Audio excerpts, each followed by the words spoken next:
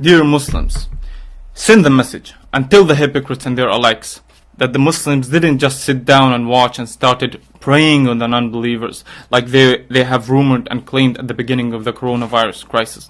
And they didn't just wait for the non-Muslims to find for them a treatment like they were gossiping and mocking. Tell them that the executive director of the company that owns the most important card in facing coronavirus crisis, the artificial respiration machine ventilator, is a Muslim man. His name is Omar Ishraq, and he announced just a few days ago about his Irish company's Medtronic donation of the intellectual property and industrial design rights, and given it all for free for all the countries of the world to use to save as many lives as possible. Tell them, my friend, that the team of the University of Johns Hopkins, which seeks to produce the fastest testing kit for diagnosing coronavirus, is directed by an Egyptian Muslim doctor. Her name is Hiba Mustafa. Tell them that the thousands of Muslim doctors and specialists are standing on the front lines to face this pandemic. Their situation is like many others, and the first to die in the UK and Spain facing the pandemic were Muslim doctors. They died treating non-Muslims.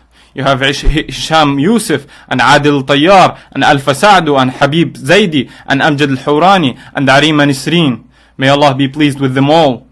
Tell them that the personal cleanliness and the hygiene of the Muslims in using water, and I mean specifically here, the shattaf, has helped many people in Europe and America, and after the toilet paper crisis, to the point that Amazon in the first days sold the whole supply of this product. Tell them the teachings of the Prophet Muhammad ﷺ about the hygiene and the quarantine, taking the physical and medical precautions, has been used, mentioned and pointed out to in these crises, and that the American professor Craig Considine wrote an article on the famous American Newsweek magazine about the commandments of the Prophet Muhammad ﷺ when there is a pandemic, and he stated that the Prophet Muhammad ﷺ is the first to talk since 14 centuries about the general principles that the modern medicine today acknowledges in facing dangerous epidemics, and that Muhammad ﷺ didn't face the epidemics with dua and prayer only, like the hypocrites paint it out to be.